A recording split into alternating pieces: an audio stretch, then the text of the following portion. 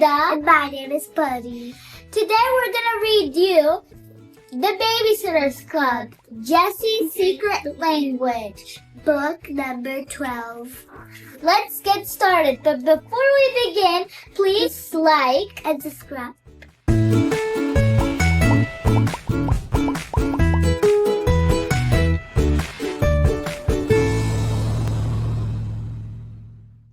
Okay, let's begin. The Babysitter's Club, Jessi's Secret Language. Hi, I'm Jessi Doris Ramsey, but you can call me Jessi. We used to live in Oakley, New Jersey. Then Daddy got a promotion at work, which was great, of course. But it meant moving him to the Stamford, Connecticut branch of the company. Here's how we ended up here in Stony Brook. The new house is bigger than the one we had in Oakley, so my parents set up this area in the basement so that I can practice my ballet. I love spending time down here. Just the bear and me. For a while, things were a little rough. It was hard trying to make new friends. Then I met Mallory Pike. She's my new best friend. She introduced me to the Babysitter's Club, and now we're both junior officers. Pop, crack, crack, pop.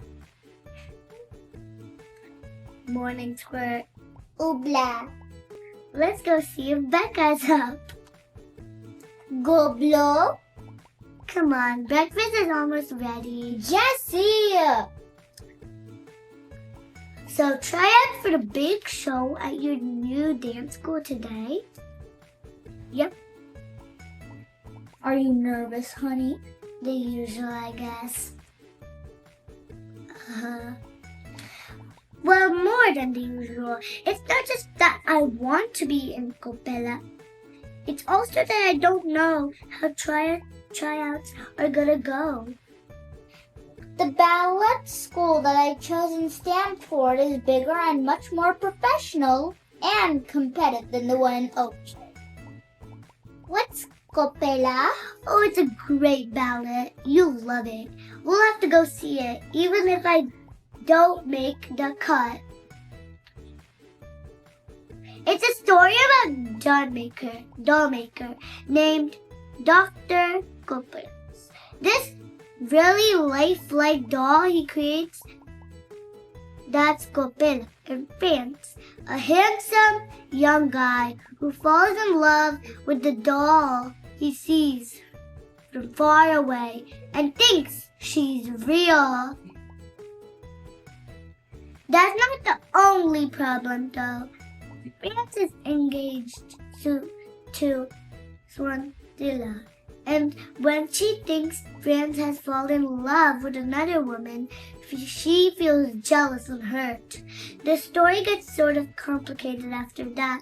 In the end, everything is straightened out, and Swalinda and France get married, just like they planned, and live happily ever after. I just hope I don't fall over Madam Nose or crash into a mirror or something. Oh, you know you'll do fine this afternoon, baby. Okay, girls, time to get a move on. What is it, Becca? Mama, we're having a spelling bee today. You're probably the best speller in your whole class. You're probably the best speller in your whole class. Don't worry. But I can't get up there in front of everyone. Think of me. I have to dance in front of my whole school today. Don't forget, I have a babysitter's club meeting after ballet.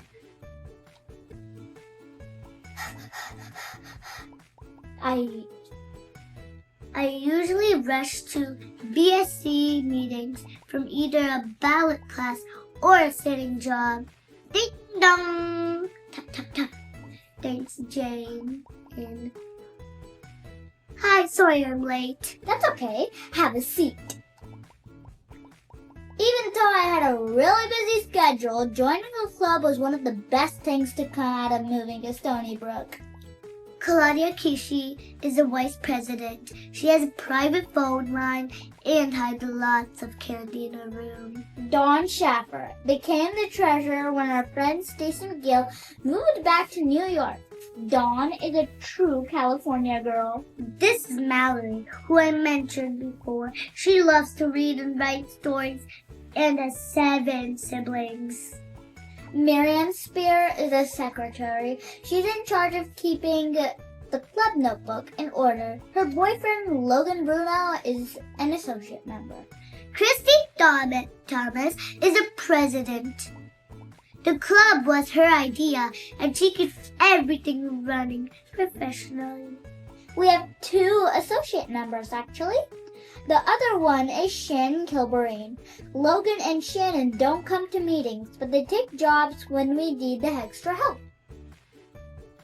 Ring, ring, ring. Hello, Babysitters Club. Yes? Oh, I see. Well, I've never sat for a deep chat before, but that's okay with us. It's okay with you. Training? That makes sense.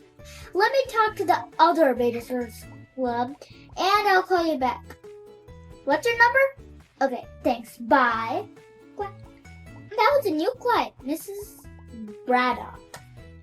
She got 2 kids. Haley is 9 and Matthew is 7. They just moved to the neighborhood. She needs a regular babysitter 2 afternoons each week on Mondays and Wednesdays. Matthew is deaf. As usual, American Sign Language. So she needs a sitter who's willing to learn to sign.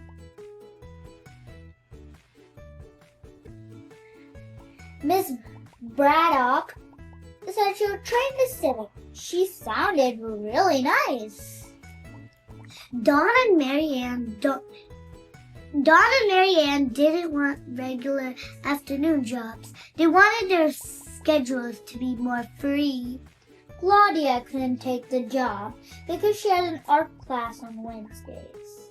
Christy lived too far away to be convenient for the jobs. Mal was interested, but she often had to watch her brothers and sisters on Mondays when her mom volunteered. So Christy called Miss Braddock back and let her know that I'd be taking the job. I was excited to meet a new family and learn sign language. Hey, Jessi. Wait. Hey, Jessi. How'd the tryouts go? Oh, fine. But I won't know anything until my next class. Well, good luck. Thanks. And 1, and 2, and 3, and 4, and pull. There were 11 other girls in my class, and I was the youngest and the newest. And 1, and 2, and 3. Larry and Katie Beth had been the youngest until I came along. I could tell they were upset. They do not like me. On your toes! Up, up, up! Pay attention, Memorial Ramsey. We finished our bear work and started on some floor exercises, torties, and stuff like that. Madam began to teach us a complicated routine that involved us dancing with our hands crossed and joined. Hillary and Katie Beth, wouldn't stop giving me dirty looks. Okay, Miss Pettis, gather around, please. I'm going to announce those who have earned parts in Copella. Mary Brasmond and Lisa Jones, you two will be the townspeople. Harry Stenfield will participate in the Dance of the Hours. Hillary Aldo, the position doll, is usually played by a male dancer. You have been given that part. Katie Beth, you will play Copella. And finally, I'm very pleased to announce the part of Swalia has been awarded to one of the students in the class. Swalia will be played by my more Jessica. I admit that Jessica is a bit young for the role, but I think she can handle it. Jessica, your audition was wonderful. That is all Saturday rehearsals will begin this weekend for those in the performance. Class is dismissed. I began to imagine myself on stage in Swalia. Lovely costume. I saw myself per-crawling and jetting. Congratulations, Jessi! Thanks. Congratulations, Jessi! Congratulations to you too. The porcelain doll, that's a great part. And Copila, Jessi, that's terrific. Oh, come off it. Capella barely does anything. She just sits there. She's a doll, for heaven's sake. They could put a dummy on stage and it wouldn't be the same thing. No, it wouldn't. Just because she got the part. Because she's Madam's favorite. And she's a favorite because she's newest and youngest. Yeah, just wait till another girl joins her class. Then she'll see. Click. How's class today? Fine. It didn't take long for Mama to drag the story out of me. Didn't we agree that Stanford School was the best ballet academy in the area? Yes. And didn't we look into its reputation and read about Madame Nole? Yes. And did we find anything that wasn't professional? No. Do you think Madame Nole would risk the whole show and cast a starring role with a dancer who wasn't the best for the part just to play favorites? No.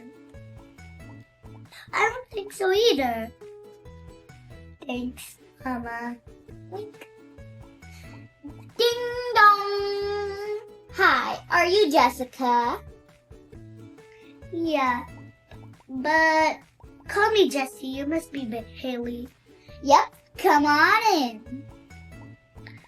Hi, Jessica. Jessi, Mommy. Call her Jessi. Matt hasn't come home from school yet, but he'll be here any minute.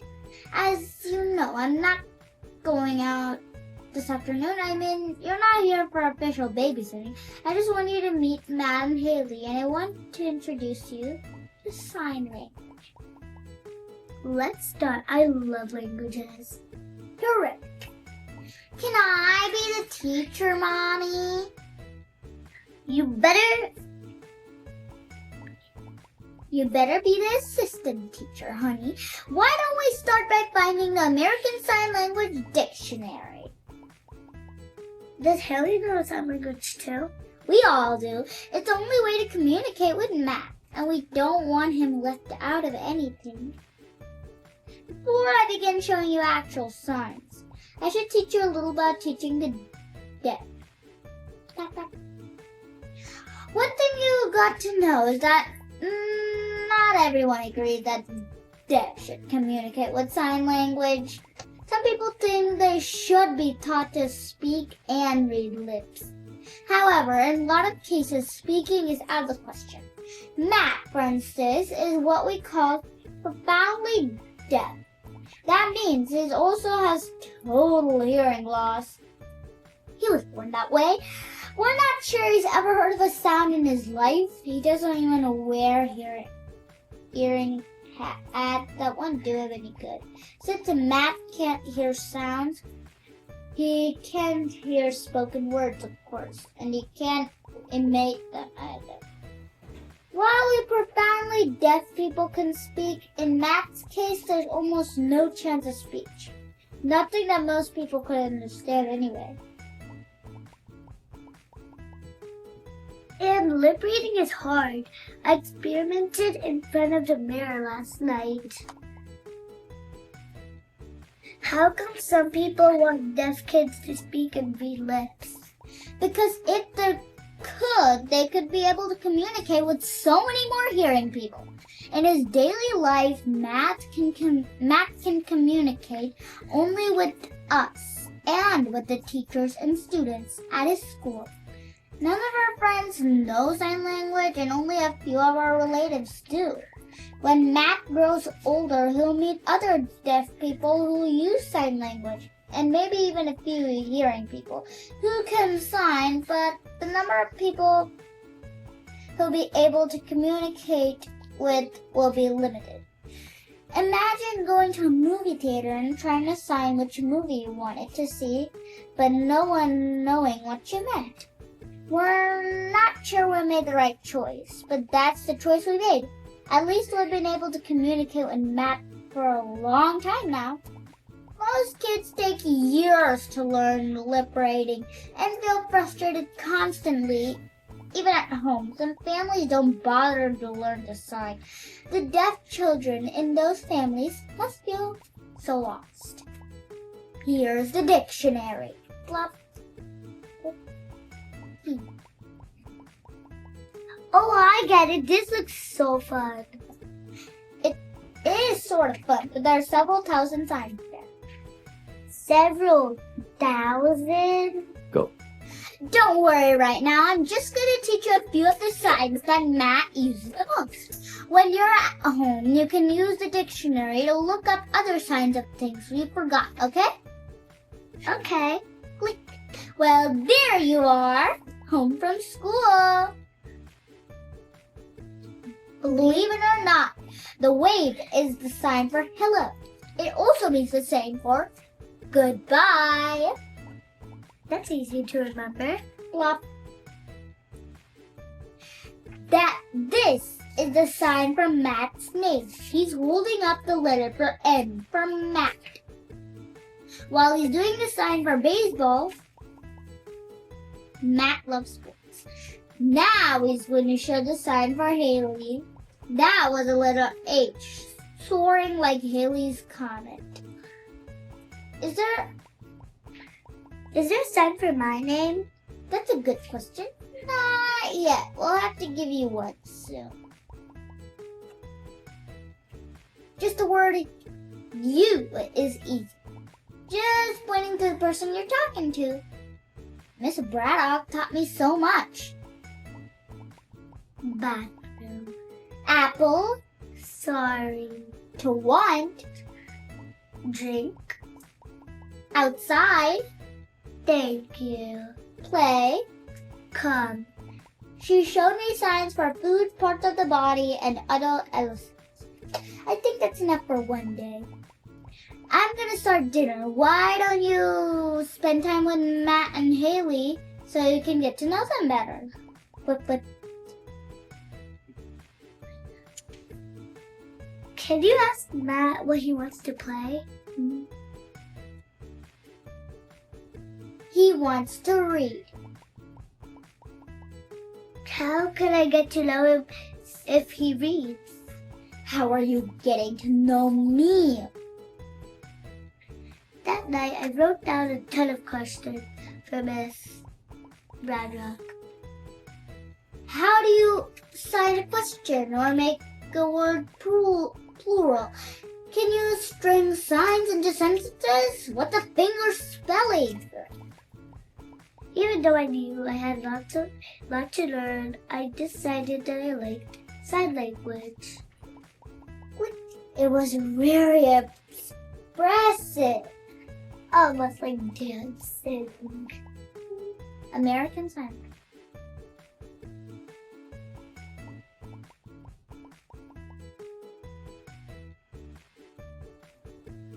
That's all.